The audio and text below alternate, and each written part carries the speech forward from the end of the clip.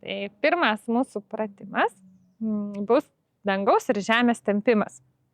Jis yra vienas iš pagrindinių, iš bazinių judesių, kurie padeda pajausti tokią vidinę spyruoklę, iš kurios mes gaunam jėgų judėti.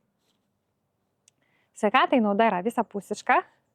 Kas norės daugiau sužinoti, ateis pas mane į kursus ir galėsiu daugiau paaiškinti. Dabar nelabai yra laiko plėstis ir gilintis į visas subtilybės. Svarbu perteikti pačią esmę. Tai stovėsena žmogaus turėtų būti tokia laisva. Žmogus laisvas, neįsitempęs, krūtinė atpalaiduota, keliai minkšti, laisvi. Mes nedarom pritūpimų. Spiruoklė tai nėra pritūpimai, tai yra kūno atpalaidavimas. Specialiai patraukiau, kad matytumėt kelius. Jie neišlenda toliau negu kojos pirštas ir svoris kūno nesukrenta ant kažkurios vienos pado dalies, paskirstytas pilnai per visą pėdą. Šitas momentas, tada galva turi jaustis, lyg būtų įsirėmusi į dangų, o kojos tarsi įsispyrusios į žemę. Jausmas toks, kad mes stovim tarsi šitaip įsispyrę į žemę ir nuolatos nuo jos bandom atsispirti. Ne patys sukristi, bet atpalaiduoti kūną ir nuo jos atsistumti. Atpalaiduoti ir atsistumti.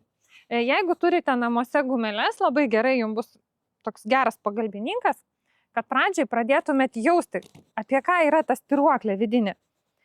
Tai pabandykit užminti gumas, priminti kojom, rankom patempti ir tarsi rankom save traukiam prie žemės. Ir pajausim, kas tai yra. Jeigu čia geras tempimas, keliai tikrai nenorės išlysti toliau, negu jiem priklauso. Pradėsit jausti, kaip atsipalaiduoja jūsų juosmuo, atsipalaiduoja krūtinė, pasitempia galva. Ir pastovėkite tokiam traukimo jausme. Tarsi užsikabinot už žemės ir traukėt ją į save. Kojom stumėt nuo savęs, o rankom traukėt prie savęs. Ir pastovėkit minutę, 2. Tada pradėkit palengva spiruokliuoti, atsistumti. Rankom atsistumėm, švelniai išsitiesinam. Užkabinom žemę, traukiam ją prie savęs, save prie jos. Kojos nori stumti žemę tolyn, bet rankos kūną traukia. Labai daug yra tokio vidinio darbo, vaizduotės darbo ir jo reikės pasitelkti čia tikrai nemažai. Atsistūmėm, pritraukiam ir paspiruokliuokim. Kvėpavimas ramus, lėtas, gilus. Atsistūmėm, galva stumia dangų. Kai pajausit, kad jau pakankamai gerai įvaldėt šitą judesį, pridėsim papildomų. Tada mes tempsim žemę iki krūtinės, versim delnus į viršų ir stumsim ją aukštyn į dangų. Trauksim dangų, vėl tempimas į save visų savo kūnų. Tempsim visų savo kūnų iki krūtinės, atsipalaiduojam ir pastumėm atgal į žemę. Užkabinam kojom atsispirdami tempiam, vėl atsipalaidavom, kojom atsispirdami stumiam. Užkabinam, įsispirdami į žemę, traukiam visų savo kūnų dangų žemyn ir dar kartą pastumėm. Gaunasi 4 spiruoklės. 1 spiruoklė, 2 spiruoklė, 3 spiruoklė, 4 spiruoklė. Galima daryti per 2, bet čia jau labiau pažengusiem. Dar vėliau, kai jau pajausit smagumą tampyti yin ir yang energijas, pakeisim pirštų padėtį. Galim užkabinti tiesiog delnais, pirštais pajausti, kad daug žemės energijos užkabinom. Kojom atsispirdami ją tempiam į save, keliam aukštyn, nuo krūtinės vėl atsispiriam, stumiam į dangų. Užkabinam dangų, traukiam į save, spaudžiam žemyn. Įkvėpimas, iškvėpimas. Jeigu nesigauna suderinti kvėpavimą tokiu ritmu, tai vėl pamirškim apie kvėpavimą. Tiesiog jo nesulaikykim, kūnas pats kvėpuos ramiai taip, kaip jam reikia. tempiam, paduodam. Užkabinam, tempiam, paduodam.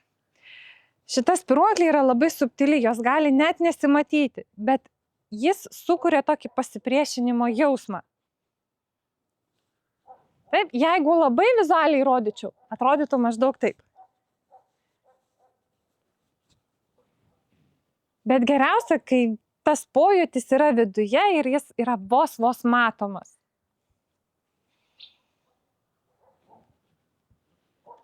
Ir patampykim šitaip dangų kokių 10-15 minučių, kiek norisi, kiek smagu.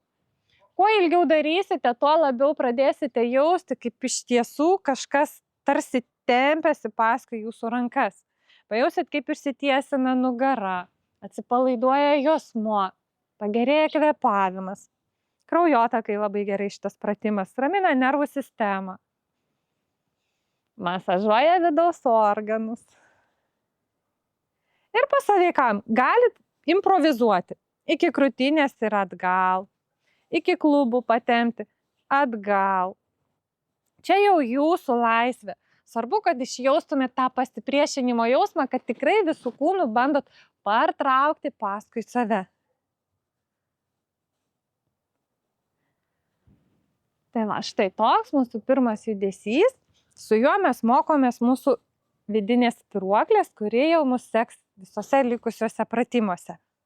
Jeigu kartais kils kažkokių klausimų darant, ar bus neaiškumų, kaip laikyti pečius, kai keliat rankas į viršų, stenkitės pečius paspausti į apačią. Nėra čia tokių labai griežtų taisyklių, kad negalima pakelt pečių, ar būtina ten kaip tik jos kelt spausti.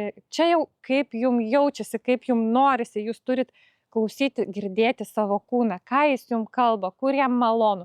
Jeigu jam malonu paspaus pečius žemyn, paspauskit žemyn. Jeigu jaučiat poreikį, kad pakelti viršų, pramasažuot, pratempt, tą ir padarykit. Tiesiog stenkitės kiekvieną judesį daryti su tokiu nedideliu pasipriešinimu.